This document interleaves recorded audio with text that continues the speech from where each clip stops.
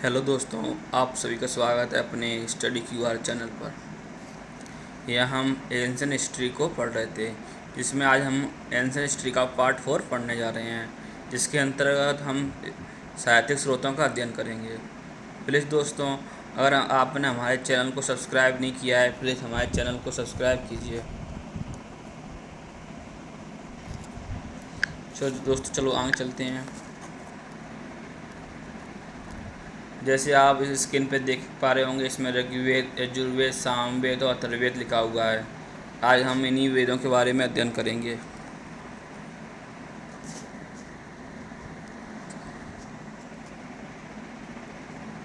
इतिहास, प्राचीन भारत। साहित्यिक स्रोत दो प्रकार के होते हैं। एक धार्मिक साहित्य होता है, दूसरा लौकिक साहित्य होता है। धार्मिक साहित्य के अंदर हम वेदों के बारे में, ब्राह्मणों के बारे में, उपनिषद के बारे में आदि का वर्णन करेंगे। लौकिक साहित्य में हम किसी कवि की रचना एवं उनके रचनाकार के आदि का वर्णन करेंगे। चलो दोस्तों आगे चलते हैं। धार्मिक साहित्य में हम सर्वप्रथम वेदों का अध्ययन करेंगे। बच्चों, वेद क्या होते हैं? वेद में बच्चों हम आर्यों के सामाजिक, आर्थिक एवं धार्मिक एवं राजनीतिक जीवन के बारे में जानकारी प्राप्त करते हैं कि आर्यों का सामाजिक जीवन कैसा था, उनका रहन सहन क्या था, आर्थिक स्थिति क्या थी, वो अपने वस्तुओं का आदान प्रदान कैसे करते थे, धार्मिक जीवन कैसा था एवं राजनीतिक जीवन कैसा था, मतलब अपने प्रशासन कैसे चलाते थे अपने जीवन में, एवं क्या क्या उसमें समस्याएं थी आदि के बारे में जानकारी प्राप्त करते हैं। दोस्तों, वेद 4 प्रकार के होते हैं। ऋग्वेद, यजुर्वेद, सामवेद एवं अथर्ववेद होते हैं दोस्तों। चलो दोस्तों आगे चलते हैं।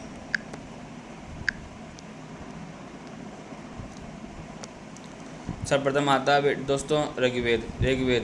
ऋग्वेद क्या है? ऋग्वेद सबसे प्राचीन वेद है। को दोस्तों 1 मिनट। हाँ दोस्तों, सबसे पहले आता है ऋग्वेद। ऋग्वेद की स्थापना या संकलन 1500 BC से 1000 BC के मध्य हुआ था। मतलब आज से 2500 साल पहले इसका संकलन हुआ था। ऋग्वेद सबसे प्राचीन वेद है। ऋग्वेद में क्या किया गया है? ऋग्वेद में ऋचाओं को क्रमबद्ध किया गया है। मतलब जो हमारे मंत्र हैं उनको इकट्ठा किया गया है ऋग्वेद में। ऋग्वेद के अंतर्गत 10 मंडल आता है, 10-28 सूक्त आते हैं एवं 10,580 ऋचाएँ आती हैं। 10 मंडल आते हैं, 1028 सूक्त आते हैं एवं 105580 ऋचाएँ आते हैं। ऋग्वेद के अध्ययनकर्ता को क्या बोलते हैं? ऋग्वेद के अध्ययनकर्ता को होत्र बोलते हैं। जो ऋषि ऋग्वेद को पढ़ते हैं, समझाते हैं, उनको होत्र कहते हैं। ऋग्वेद का पहला एवं 10वां मंडल सबसे अंत में जोड़ा गया था बच्चों। ऋग्वेद का पहला एवं 10वां मंडल सबसे अंत में जोड़ा गया था। ऋग्वेद के तीसरे मंडल में सूर्य देवता सविता का आदि का वर्णन किया गया। जो शिव देवता हैं उनका नाम सविता है, उनका वर्णन किया गया मतलब उनको समर्पित किया गया है। दोस्तों, और जानकारी प्राप्त करते हैं ऋग्वेद के बारे में। ऋग्वेद के 9वें मंडल में देवता सोम का उल्लेख है। सोमरस तो आप जानते होंगे, ऐसी देवता हैं सोम। सोम क्या थे? देवता सोम वो वनस्पतियों के देवता थे। और ऋग्वेद के 10वें मंडल में इसका वर्णन किया गया है। ऋग्वेद के 10वें मंडल में हमारा समाज है जो 4 वर्णों में विभाजित था, उसका वर्णन किया गया है। ब्राह्मण, क्षत्रिय, वैश्य एवं शूद्र आदि का। परंतु ये 4 वर्ण का जो किया गया था वो ऋग्वेद में स्टार्ट किया गया था, परंतु उत्तर वैदिक काल में इसको अधिक कर्मकांडी बना दिया गया था। दोस्तों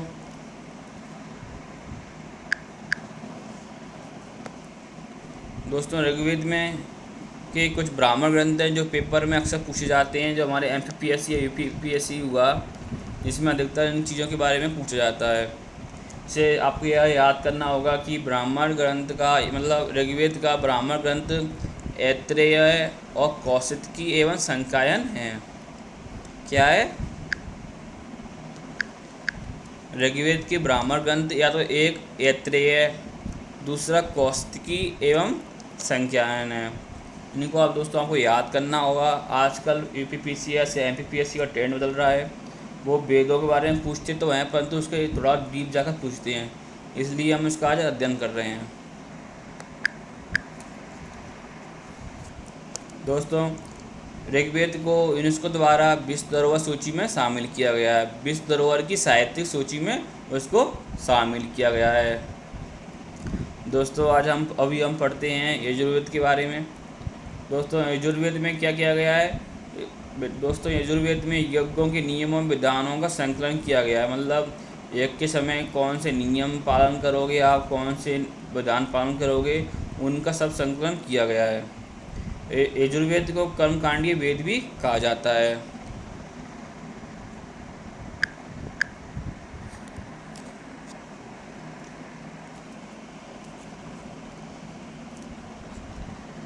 यजुर्वेद पद एवं गद दोनों में लिखा गया है। यजुर्वेद के दो भाग होते हैं, शुक्ल यजुर्वेद होता है, कृष्ण यजुर्वेद होता है। शुक्ल यजुर्वेद को किस में लिखा गया है? पद में लिखा गया है। और कृष्ण यजुर्वेद को गद एवं पद दोनों में लिखा गया है। और दोस्तों, यजुर्वेद को पढ़ने वालों को पुरोहित जो होता है उसको अदरव्यू बोलते हैं। यजुर्वेद को जो पढ़ता है पुरोहित उसको अदरव्यू बोलते हैं।